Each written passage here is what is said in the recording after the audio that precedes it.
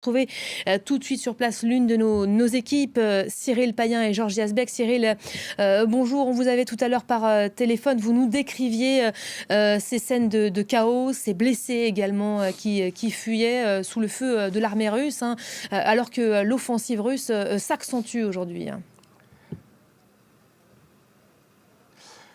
Oui, effectivement, nous sommes revenus à 5 km du point où nous étions, juste aux portes en fait de cette ville satellite d'Irpin. Il n'y a pas de signal de satellitaire pour transmettre. Évidemment, c'est une zone de guerre, donc on peut parfaitement le comprendre. Donc nous sommes ici, eh bien, au dernier barrage, au dernier checkpoint, avant ces 5 km qu'il faut franchir à travers une forêt assez dense pour arriver au pont qui est maintenant détruit et pour arriver à Irpin. Ces 5 km, ce n'est pas anodin puisque c'est extrêmement dangereux. Il y a énormément de coups de feu, des tirs d'artillerie, de mortiers que l'on entend et qui se pressent.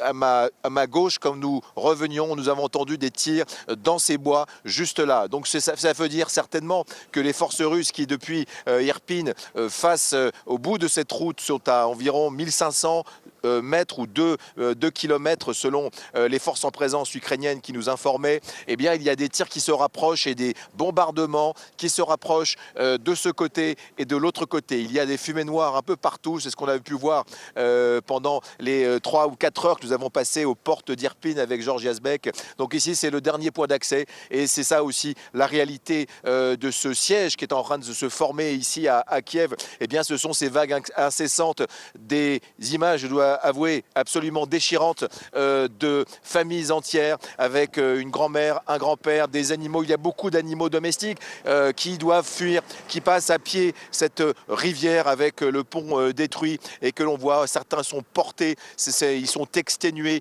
Il y a beaucoup de gens en larmes et ils vont rejoindre ces bus jaunes que vous pouvez voir ici, qui sont des bus justement pour ce corridor humanitaire. Mais parlons vraiment, est-ce qu'on parle vraiment d'un corridor humanitaire quand on a vu l'intensité des tirs de mortier, d'artillerie et des bombardements qui continuent?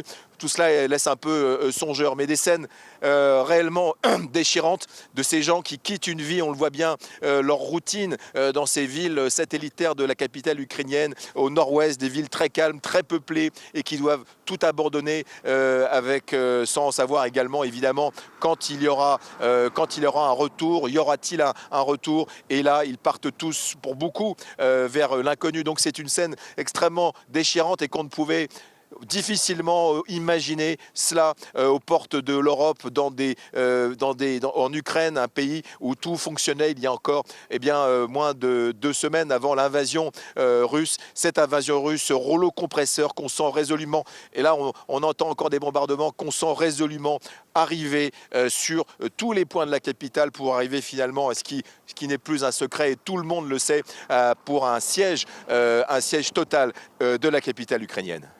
Je ne sais pas si vous avez le temps, si vous pouvez répondre à une deuxième question. Le gouverneur ukrainien de la région de Mykolaïv indique que les forces ukrainiennes ont repris l'aéroport régional. Cette armée ukrainienne, hein, qui résiste, le président Volodymyr Zelensky a appelé à la poursuite de cette résistance. Hein. D'ailleurs, ce matin, j'imagine que vous avez pu échanger avec eux, hein, ces derniers jours. Quel est leur état d'esprit aujourd'hui ?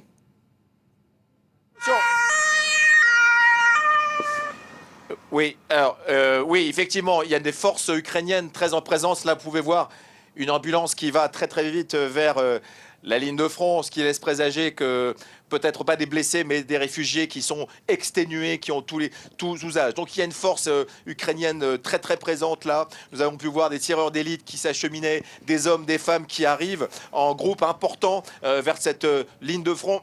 On sent qu'il y a un véritable esprit de résistance et de mobilisation, particulièrement sur ce pont qui est brisé à 5 km de là où on se trouve. Et derrière nous, eh bien, il y a de la police, l'armée, mais il y a aussi, il faut le dire, quelques volontaires étrangers qu'on a pu croiser et notamment un Sergueï, un membre de la Légion étrangère qui est parti, nous a-t-il dit. Il a traversé la France depuis sa garnison de Aubagne. Il a traversé la France, 9 jours de route avec sa voiture particulière qui était garée d'ailleurs juste devant ce pont qui est criblé de balles. Et Sergueï se bat ici depuis 6 jours pour son pays. Donc il y a des volontaires, il y a énormément de forces ukrainiennes qui se massent là. Et on sent bien qu'on se prépare à une bataille, peut-être pas encore une bataille de rue, puisque pour l'instant ce sont essentiellement des tirs d'artillerie, de mortiers et puis beaucoup de bombardements. Mais ça se rapproche et on voit bien qu'il y a une mobilisation des forces ukrainiennes très importante qu'il faut. On sent bien qu'ici c'est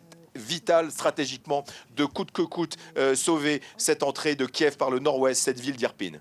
Merci beaucoup Cyril Payen, merci aussi à Georges Yazbek derrière la caméra, merci pour ces images de la région d'Irpin. Elles sont